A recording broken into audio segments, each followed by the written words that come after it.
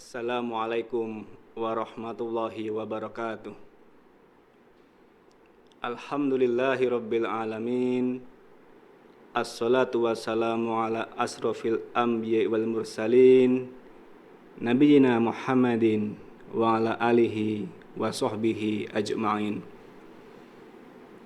Pemirsa yang insya Allah dirahmati Allah subhanahu wa ta'ala, tidak lupa di kesempatan yang baik ini, marilah kita panjatkan puji dan syukur kehadirat Allah subhanahu wa ta'ala yang telah memberikan kita beribu kenikmatan, dan niscaya kita mampu untuk menghitung nikmat-nikmat yang telah Ia berikan.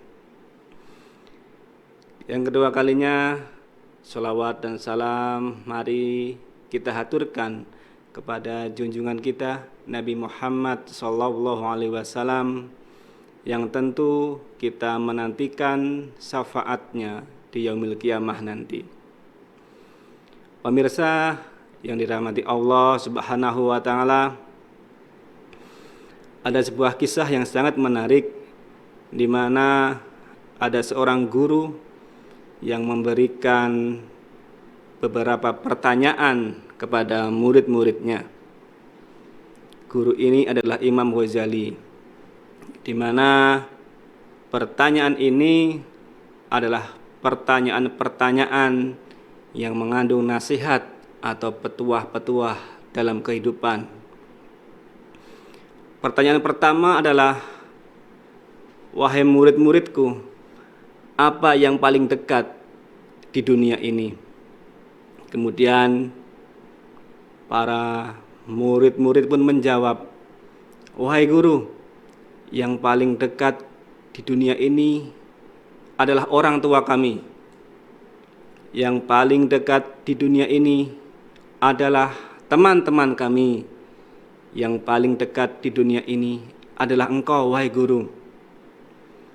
Dengan senyum dan jawaban yang bijak, guru ini mengatakan, jawaban kalian benar, akan tetapi yang lebih tepat, yang paling dekat di dunia ini adalah kematian atau maut. Maut adalah kepastian, maut adalah janji Allah yang pasti datang kepada siapapun. Kullu nafsin dha'iqatul maut. Setiap yang bernyawa pasti akan merasakan kematian. Juga dijelaskan di dalam Al-Quran surat Ar-Rahman, kullu man 'alaiha fan.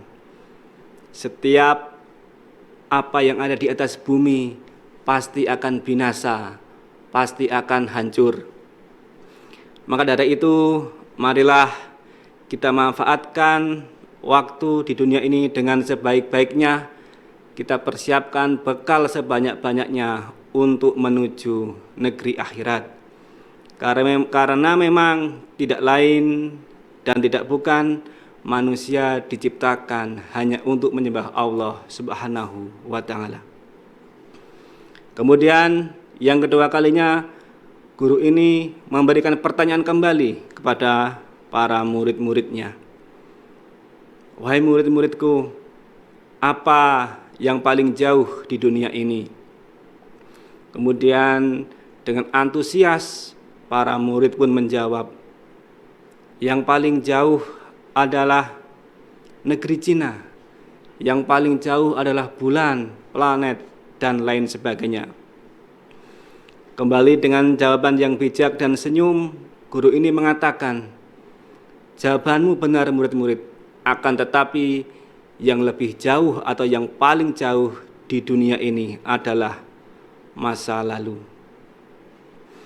Karena sehebat apapun kita, sekaya apapun kita, kita tidak akan pernah mampu membeli yang namanya masa lalu.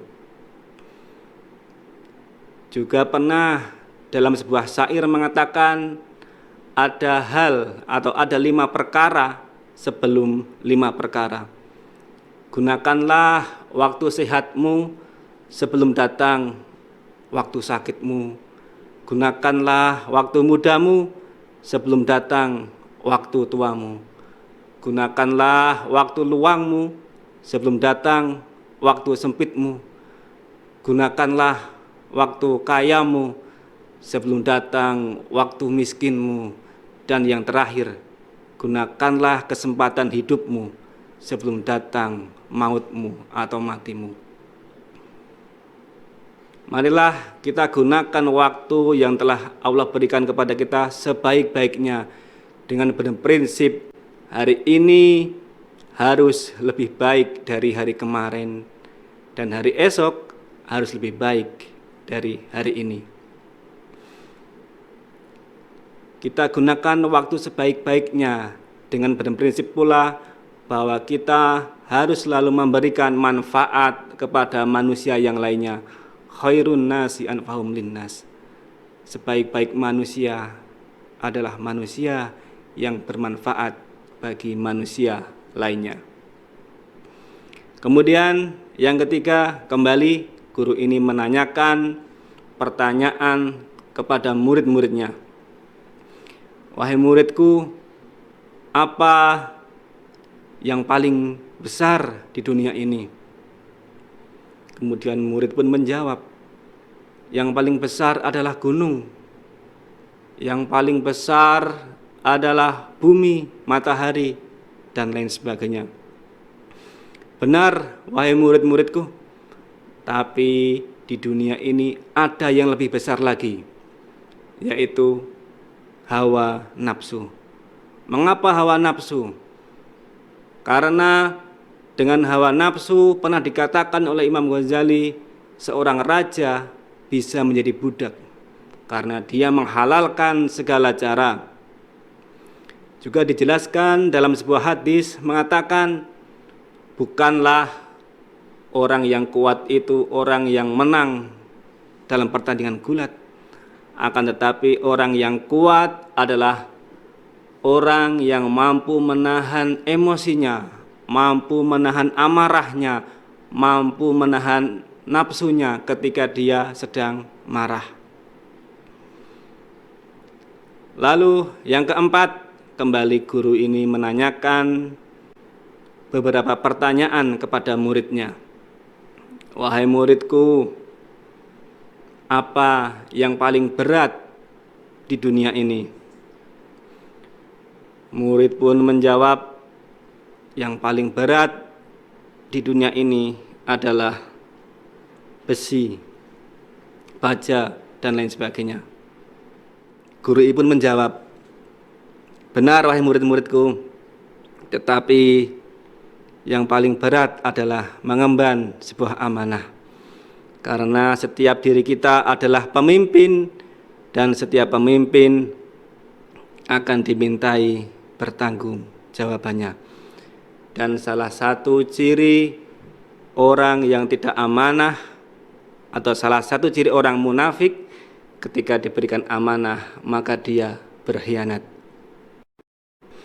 Kemudian yang kelima, apa yang paling ringan di dunia ini murid-muridku? Para murid pun menjawab, yang paling ringan adalah kertas wahai guru. Yang paling ringan adalah kapas. Benar murid-muridku, tetapi di dunia ini ada yang lebih ringan lagi, yaitu meninggalkan sholat. Bagi sebagian saudara muslim kita masih enggan untuk melaksanakan sholat 5 waktu, masih dengan santainya meninggalkan sholat tanpa ada alasan. Padahal kita tahu sendiri, sholat merupakan rukun Islam, sholat merupakan tiang agama, dan sholat merupakan amal yang pertama kali akan dihisab oleh Allah Subhanahu wa Ta'ala pada hari kiamat nanti. Marilah kita ajak saudara kita, teman kita, tetangga kita yang belum melaksanakan sholat, kita ajak dengan cara yang bijak, dengan cara yang santun, kita doakan, kita nasihati. Karena tugas sesama muslim adalah saling menasehati. Kemudian yang keenam atau pertanyaan yang terakhir, wahai murid-muridku, apa yang paling tajam di dunia ini? Para murid pun menjawab, yang paling tajam di dunia ini adalah pisau, golok, pedang, dan lain sebagainya. Kembali dengan senyum dan jawaban bijak, guru ini mengatakan, benar wahai muridku, akan tetapi yang lebih tajam di dunia ini adalah lidah. Karena dengan lidah, sekali kita mengucapkan sesuatu yang salah atau yang menyakiti hati orang, maka puluhan, ribuan, bahkan jutaan orang akan langsung tersakiti hatinya, akan tersayat hatinya, dan itu luka yang sulit untuk disembuhkan. Marilah kita jaga lisan kita dengan baik agar tidak mudah untuk menyakiti hati orang-orang terdekat kita. Jangan sampai kita menyakiti hati tetangga, apalagi kita menyakiti hati orang tua kita. Kita menyakiti teman-teman dan para saudara kita. Kita gunakan prinsip dalam sebuah hadis, man kana yu'minu billahi wal yaumil akhir falyakul khairan aw liyasmut.